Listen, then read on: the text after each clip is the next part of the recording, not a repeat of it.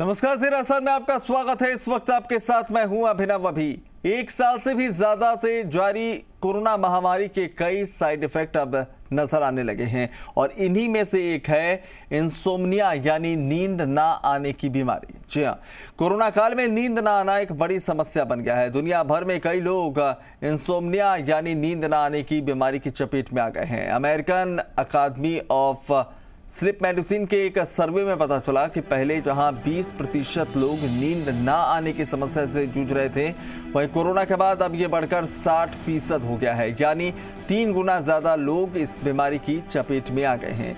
तो आज हम जानेंगे तो आखिर क्यों बढ़ रहे हैं ऐसे मामले, नींद ना आने का कारण क्या है, कहीं तनाव इसके पीछे का कारण तो नहीं है। नींद ना आने से कई बीमारियों का खतरा भी बढ़ जाता है, तो इनसे कैसे बचें। साथ ही लोगों के लिए ये जानना बेहद ज़रूरी है कि आज जब इंसोम्निया यानी नींद ना आने की बीमारी हर घर की कहानी बनती जा रही है, अब इससे छुटकारा पाने का जरिया क्या है। ऐसे तमाम सवालों के जवाब देने के लिए हमारे साथ होंगे एक्सपर्ट्स और डॉक्टर्स।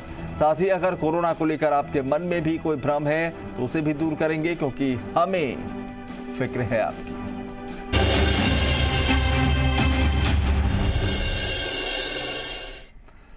तो आज हमारे साथ जुड़ रहे हैं वरिष्ठ मनोचिकित्सक डॉक्टर अनिल तांबी जी। साथ ही हमारे साथ जोधपुर से जुड़ रहे हैं डॉक्टर महेंद्र शर्मा, आयुर्वेदाचार्य हैं। आप दोनों मेहमानों का बहुत बहुत स्वागत है जी राजस्थान में। हमारे आज के दोनों एक्सपर्ट जो हैं वो बताएंगे कि इस महामारी के दौर में हम खुद को कैसे स्वस्थ रख सकते हैं। तो अगर आपके मन में भी कोई सवाल है तो आप हमारे साथ जुड़िए, हमारे एक्सपर्ट से अपने सवालों का जवाब आप पा सकते हैं। हमारा नंबर है 0120715387। एक और नंबर है 012071538726। तो ये 2 नंबर हैं जो आपकी टीवी स्क्रीन पर फ्लैश होते रहेंगे। आप भी अपने सवाल जो है पूछ सकते हैं। किसी तरह का शंका अगर आपके मन में है, कोई सवाल है, कुछ उत्सुकता है, तो भी आप जान सकते हैं। चलिए, तो अब अपने जो मेहमान हैं, जो डॉक्टर्स हैं, उनका रुख कर लेते हैं और चर्चा को शुरू करते हैं। सबसे पहले डॉक्टर अनिल तांबी जी, आपके पास मैं आना चाहूँगा। और जिस मुद्दे पर आज हम बात कर रहे हैं बहुत ही महत्वपूर्ण है, क्योंकि पोस्ट कोविड के बाद नींद ना आने की समस्या जो है, कई बार लोगों को जो है बहुत ही सामान्य लगता है, लेकिन वो परेशान होते हैं और नींद पूरे ना होने से या नींद ना आने से ना सिर्फ दिनचर्या उनकी बिगड़ जाती है, चिड़चिड़ापन रहता है पूरे दिन, बल्कि कई बीमारियों को वो न्योता भी जो शरीर है वो देने लगता है। तो पहले कारण क्या है ये समझ लेते हैं कि क्यों ऐसा हो रहा है। जी, सबसे पहले तो मैं बताना चाहूँगा कि इंसोम्निया की जो बीमारी है उसमें बहुत सारे पहलू होते हैं। पहला पहलू तो यह है कि पर्याप्त मात्रा में, पर्याप्त समय के लिए नींद नहीं आए। दूसरा यह है कि उसकी क्वालिटी ऑफ स्लीप है, वो क्वालिटी ऑफ स्लीप पुअर रहती है, कि जैसे ड्रीम्स आते रहते हैं, गहरी नींद नहीं आती है। नींद तो आ रही है परंतु व्यक्ति को ऐसा लगता है कि मेरा दिमाग चल रहा है।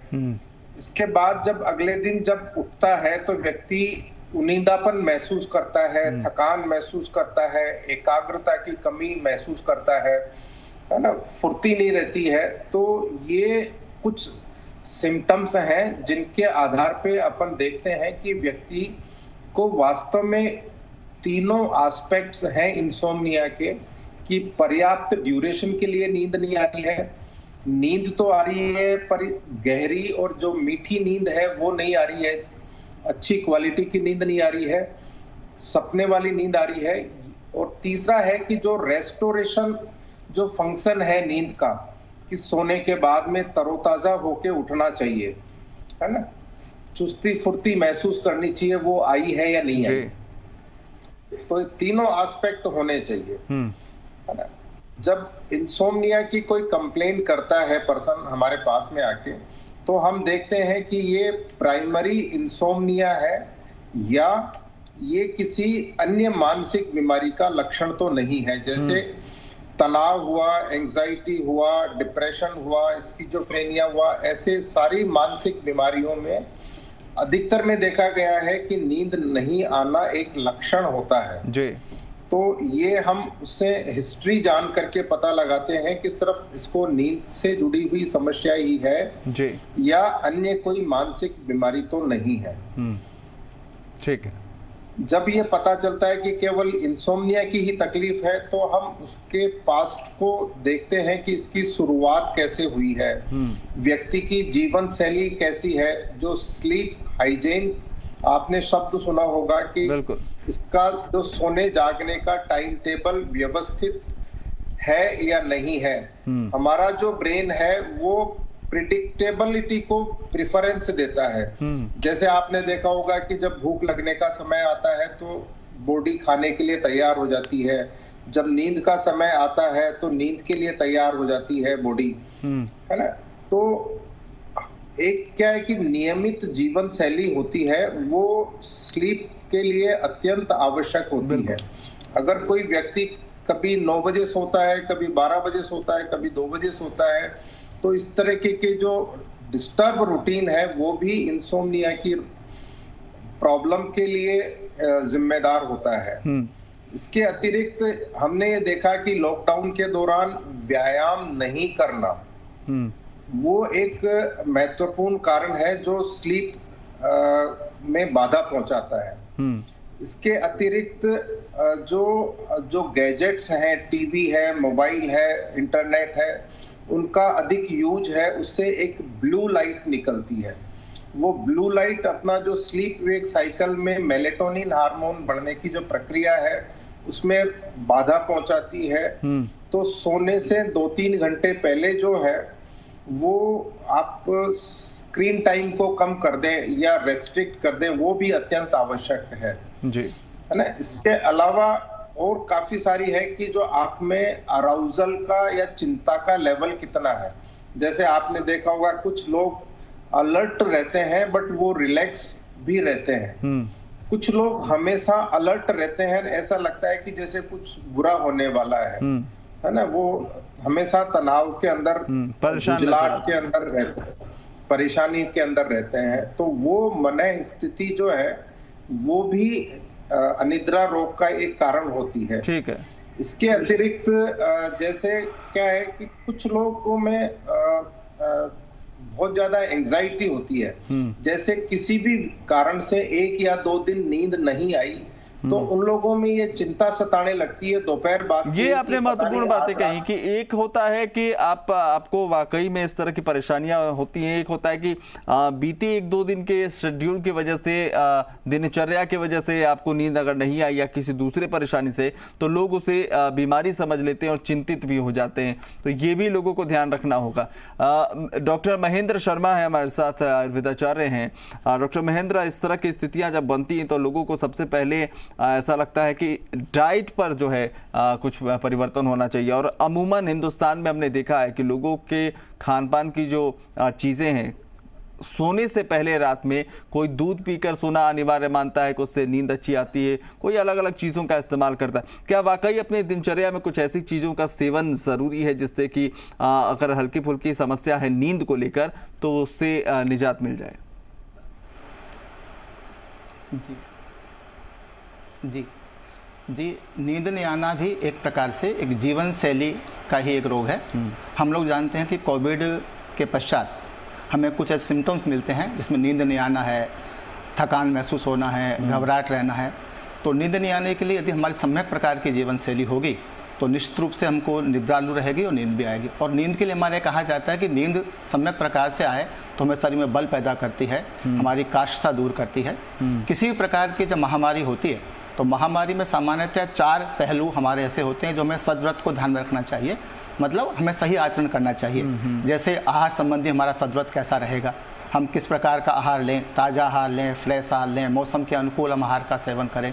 इसी प्रकार से हमारी व्यक्तिगत हाइजीन कैसा रहेगा, हम व्यक्तिगत रूप से कैसे स्वास्थ्य का हम ध्यान रखें, शारीरिक और मानसिक स्वच्छता हम कैसे रखें। इसी प्रकार से एक सामाजिक स्वस्थवृत्ति हमारा होता है, सोशल हाइजीन, जिसमें हम सामाजिक परिवेश को ध्यान में रखते हैं। और चौथा जो महत्वपूर्ण है वो है आध्यात्मिक सदव्रत। आध्यात्मिक सदव्रत से मान्यता है और आयुर्वेद ऐसा मानता है कि हमारी यंत्र है, औषधियाँ हैं, कुछ हमारे ऐसी औषधियाँ होती जो निद्रालु होती है, संगीत है, संगीत भी एक थेरेपी है। तो आज के इस कोविड के परिप्रेक्ष्य में देखा जाए तो खासकर नींद नहीं आना एक ऐसी समस्या है कि हम लोग अपनी जो पारंपरिक जो स्वास्थ्य जीवन शैली है, उस जीवन शैली से हम दूर होते जा रहे हैं, जिसके कारण से हमारा नींद नहीं आना जैसे रोग हमें उत्पन्न हो रहे हैं। और आयुर्वेद में देखा जाए तो सामान्य से छोटे छोटे बहुत से प्रयोग हैं जो हमें समय प्रकार से नींद लाते हैं। जैसे हम प्रातःकाल भ्रूण मुहूर्त में हम उठें, उसके बाद हम उष्ण पान करें, फिर दुग्ध पान करें, फिर शाम हल्का सा हम योगा करें। योगा करते हुए हम दिन भर की दिनचर्या को रखें और रात्रिकालीन हम समय पर सोएं। रात्रि को हमारा दूध पीने का विधान है, मुनक्का के साथ हम लोग दूध लें। इस प्रकार की हम ये चीज़ें करेंगे तो निश्चित रूप से हमारा जो निद्रा का जो परेशानी है वो दूर होगी और हम सकारात्मक रहेंगे तो निद्रा जैसे रोग हमारे सामने बिल्कुल नहीं आएंगे। मैं तो कहता हूँ कि इस पोस्ट कोविड में जो सिम्टम्स हमारे सामने आए हैं वो सबसे बड़ा कारण है कि हमारा सकारात्मक नहीं होना। इसी कारण से आज हम देखते हैं कि बहुत सारे रोग जो हैं वो निद्रा के कारण। ये आपने अच्छी बात कही कि सकारात्मक रहने की जरूरत है और सकारात्मक रहेंगे तो बहुत सारी परेशानियां अपने आप जो है वो दूर हो जाती है। चलिए कुछ कॉलर्स भी हमारे साथ, उनके सवाल भी ले लेते हैं। जी नाम बताइए और कहां से बात कर रहे हैं आप? हेलो जी पूछिए अपना सवाल और परिचय दीजिए। जी सर, मैं दिनेश चौहान बात कर रहा हूँ रामदेवरा से। जी दिनेश जी सवाल पूछिए। सर मेरा सवाल ये है कि मुझे नींद तो आती है लेकिन बहुत कम आती है और बहुत लेट आती है। जैसे मैं 10 बजे सो जाता हूँ लेकिन 12-1 बजे तक नींद आती है और सुबह नींद आती है, जैसे 3-4 बजे उस समय नींद आती है। और मेरे पास जब मैं सोता हूँ उसमें फोन वगैरह ये कुछ नहीं होता है क्योंकि बहुत कम नींद आती है। डॉक्टर अनिल से इसका जवाब लेते हैं। डॉक्टर अनिल, फ़ोन की बात आप कर रहे थे कि इसे सोने से पहले इस्तेमाल ना करें, कोशिश करें, तो ये फ़ोन अपने पास नहीं रखते हैं, बावजूद इनको बहुत अच्छी नींद नहीं आती है और सुबह जब होता है तब इन्हें नींद आती है, क्या कुछ करना चाहिए इन्हें? जी देखिए, सबसे पहले तो मैं इनको सलाह दूंगा कि आप बिस्तर पे तब ही लेटें जब आपको नींद आ रही हो। आप बिस्तर पे लेटे और 10-15 मिनट में नींद नहीं आती है और आपके दिमाग में ये तनाव बढ़ने लगता है कि यार पता नहीं अब मेरे को नींद आएगी या नहीं आएगी, तो ऐसी स्थिति के अंदर आप बिस्तर से उठ करके आप दूसरे कमरे में आ जाएं और कोई पुस्तक पढ़ना, संगीत सुनना या कुछ ऐसा कार्य करना जिसमें कि शोर नहीं हो, वो कर सकते हैं। तो अगर आप बिस्तर पे लेट करके नींद आने का इंतजार करेंगे तो निश्चित रूप से आपकी आती हुई नींद में भी खलल पड़ेगा क्योंकि एंजाइटी डेवलप हो जाती है। ठीक है ना। दूसरा अपना ये है कि अगर नींद नहीं आ रही है तो आप ये देखने की जो अपना डिस्कशन हुआ उससे पता लगाएं कि भाई आपकी सोने जागने का क्रम अव्यवस्थित है, व्यायाम नहीं करते हैं, चिंता मग्न रहते हैं, है ना, या और कुछ ऐसे रीजन्स हैं जिनकी वजह से आप हमेशा उत्तेजना में, परेशानी में रहते हैं, है ना। तो उन वजहों से भी अपने को उन वजहों को ठीक करने के से भी अपनी नींद की प्रॉब्लम को सॉल्व कर सकते हैं। ठीक है। कई बार देखा गया है कि अगर ये करने से नहीं प्रॉब्लम सॉल्व हो रही है तो कुछ समय के लिए नींद को फैसिलिटेट करने की जो दवाइयां हैं उनको भी अपन यूज कर सकते हैं। कई बार देखा गया है कि जो इंसोम्निया अपने आप दूसरे इंसोम्निया को फ्यूल करता है ना। कुछ दिनों तक नींद नहीं आने के बाद में आदमी के दिमाग में ये डर, परेशानी बैठ जाती है कि यार पता नहीं अब मेरे को नींद आएगी कि नहीं आएगी। तो वो जो डर है वो ही अपनी नींद को उड़ाने के लिए पर्याप्त है। तो मेरा उनको सुझाव ये है कि आप व्यायाम करें, हल्का भोजन, बिल्कुल फिजिकल एक्टिविटी करें जिससे कि आपका शरीर से अगर थकान होगी तो आपको नींद भी अच्छी आएगी। तो फिलहाल के समय में अगर आप फिजिकल एक्टिविटी कम करें तो व्यायाम कर सकते हैं, घर पर भी कर सकते हैं, योग कर सकते हैं, जैसा डॉक्टर साहब बता रहे हैं। चलिए अगले कॉलर का रुख करते हैं। नाम बताइए और कहां से बात कर रहे हैं आप? महाशय आप सुन पा रहे हैं हमें? हाँ जी सर, मेरा नाम मनोज कुमार चौधरी है। जी मनोज जी बताइए क्या पूछना चाहते हैं? ये सर मुझे नींद आती है ना, हाँ, तो मेरा दिमाग चलता रहता है। अच्छा, दिमाग में अलग अलग ऐसे नींद, कभी गाने ऐसे सब दिमाग रटन चलता है, हाँ, तो नींद नहीं आती है। अच्छा ठीक है। डॉक्टर महेंद्र से इसका जवाब लेते हैं। डॉक्टर महेंद्र, इन्हें नींद तो आती है लेकिन नींद में दिमाग चलता रहता है, कभी कुछ गाने, कभी कोई घटनाक्रम, ये बार बार दिमाग में वो चीज़ें घूमती हैं जिसकी वजह से ये अच्छी नींद नहीं ले पाते। जी जी जी जी हाँ सर, वापस मैं ये बात कहूँगा कि इनको अच्छी नींद आने के लिए बहुत ज़रूरी है इनका जीवन शैली का अच्छा होना। इनका दिनचर्या बहुत सम्यक होना जरूरी है। प्रातःकाल समय पर उठना, रात्रिकाल समय का सही सोने का समय रखना, या एक सकारात्मक विचार रखना। रात्रि को यदि हम समय प्रकार पर सोएंगे, थोड़ा सा दूध और मुनक्का का हम सेवन करेंगे तो निद्रालु भी रहेगा, और निद्रालु रहने से दिन में वो थकावट होती है वो भी दूर करेगा, तो निद्रा समय प्रकार से जरूर आएगी। जब तक हम जीवन शैली सही नहीं करेंगे, हमें निद्रा की ये बीमारी हमें हमेशा सताती रहेगी और हम नेगेटिव सोच साथ रखेंगे तो ऐसा रहेगा। इसलिए मैं ये कहता हूँ कि जो है पौष्टिक आहार हम लें, ऋतुकुल अनुकूल हम आहार लें, और इसके साथ साथ हम सकारात्मक रूप से रहेंगे तो सामान्य रूप से निद्रा का अवसाद दूर हो जाएगा। और जो सामान्य योग है इसके लिए, जैसे सामान्य जो आसन होते हैं, प्राणायाम है, आपका कपाल भाती है, ऐसे प्रयोग करेंगे तो ये भी सब निद्रा में बहुत सहायक होते हैं, क्योंकि हृदय और लंग्स को जो बहुत ताकत देते हैं, मस्तिष्क की थकावट भी दूर करते हैं। तो ऐसे प्रयोग से ज़रूर निद्रा का लाभ मिलेगा। ठीक, अगले कॉलर के पास चलते हैं। जी, नाम बताइए और कहाँ से बात कर रहे हैं आप? हेलो जी, परिचय दीजिए अपना। मेरा नाम रामबन सिंह, क्या जानना चाहते हैं? डिस्ट्रिक्ट भरतपुर से बोल रहा हूँ। जी, क्या जानना चाहते हैं? नाम रामबन सिंह, जिला भरतपुर से बोल रहा हूँ। टीवी सेट का वॉल्यूम कम कर दीजिए, मोबाइल फोन पर बात कीजिए सीधे, हम आपको सुन पा रहे हैं।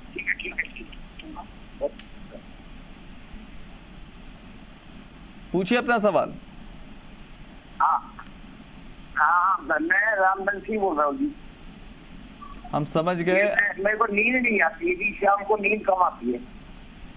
नींद कम आती है, तो ये हमारे जो विशेषज्ञ बैठे हुए हैं वो लगातार इसी बात पर चर्चा कर रहे हैं। कोई खास कोई समस्या नींद ना आने में, कोई वजह या फिर कोई परेशानी आपको महसूस होती है तो उसका जवाब हम एक्सपर्ट से लेंगे।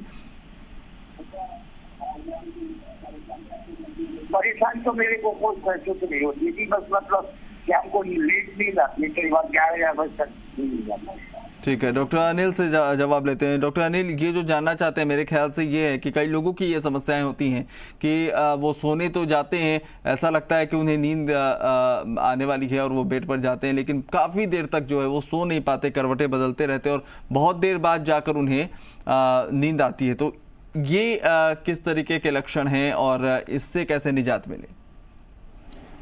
देखिए, ये जो इसको अपने को थोड़ा सा क्लैरिफाई करना पड़ेगा कि एक बार इनको नींद आने में दिक्कत होती है, परंतु आने के बाद में इनको पर्याप्त और गहरी नींद आती है। और अगले दिन अगर ये ठीक महसूस होते हैं तो ये कोई एक बड़ी समस्या नहीं है। आपके सोने जागने का टाइम टेबल थोड़ा अव्यवस्थित हो गया।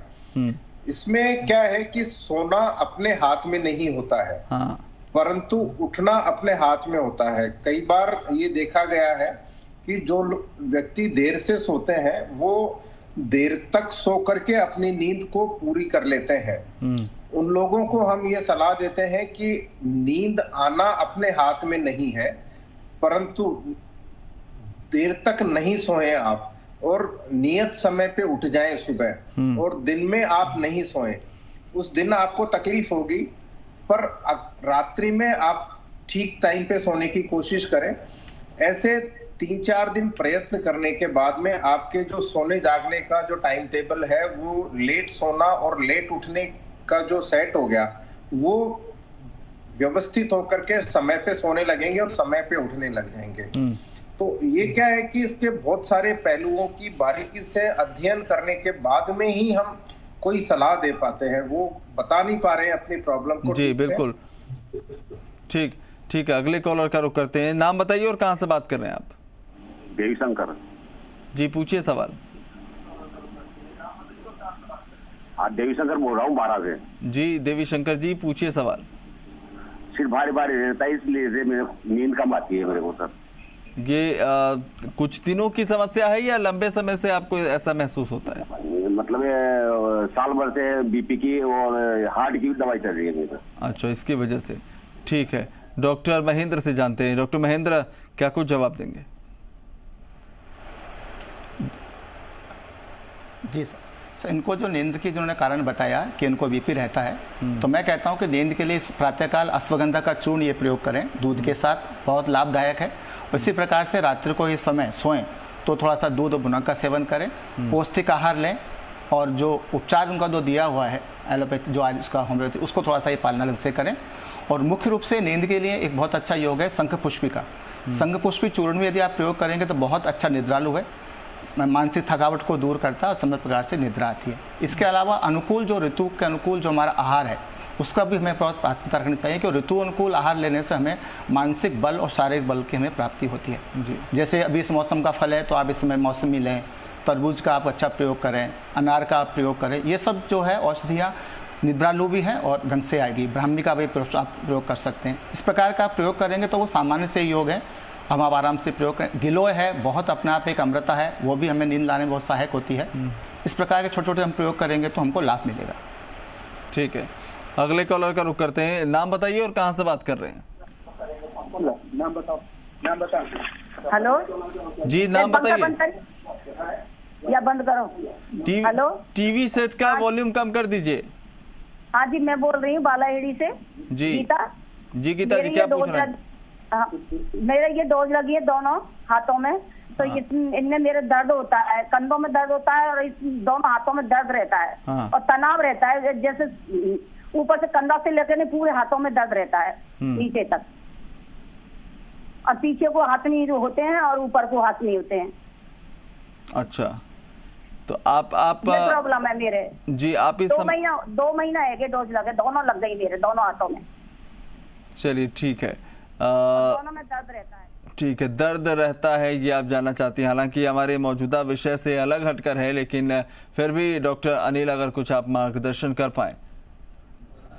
जी, मैं उनको बताना चाहूंगा कि ये जो दर्द रहता है वो भी एक एक्चुअली में वहां पर जहां इंजेक्शन लगा है वहां पर कोई तकलीफ है या एक साइकोलॉजिकल पेन है ना। कुछ लोगों को जो ये सिम्टम्स बता रहे हैं इसको हम मेडिकल लैंग्वेज में नॉन स्पेसिफिक सिम्टम्स बोलते हैं, है ना। जिस प्रकार जैसे उनको दर्द के ऊपर या हाथों के ऊपर ध्यान जा रहा है ना, उसको अगर थोड़ा सा ये फिजियोथेरेपी करेंगे, थोड़ा एक्सरसाइज करेंगे, है ना, तो उससे ये जो उनका दर्द है वो भी ठीक होगा, उससे उनका ध्यान भी हटेगा और धीरे धीरे वो अपनी जो दिनचर्या है उसको व्यवस्थित करके किसी रचनात्मक कामों में लगाएंगे, किसी मनोरंजक कामों में लगाएंगे, है ना, किसी उपयोगी काम में लगाएंगे तो उससे उनका ध्यान हटेगा,